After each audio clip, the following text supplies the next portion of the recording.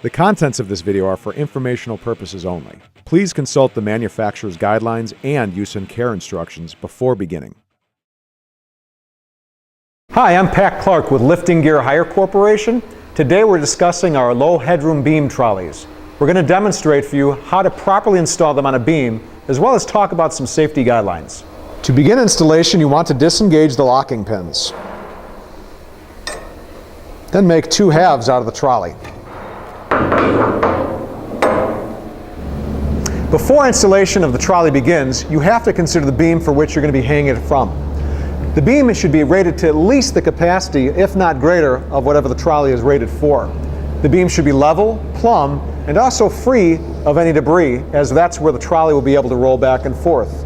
In addition, if you're using a beam that does not have stops on it, you should ensure that it does so the trolley does not roll off of it.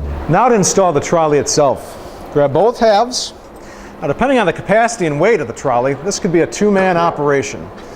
Affix one half of the trolley on the flange itself and re-engage those locking pins. Make sure it goes back and forth nice and smooth.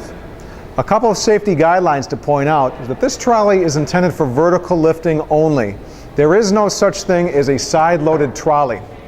In addition to that, the only place that you can rig off this trolley is this lug right here.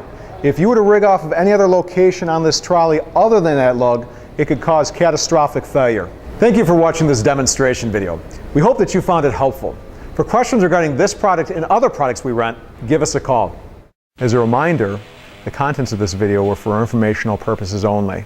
Please consult the manufacturer's guidelines and use and care instructions before beginning.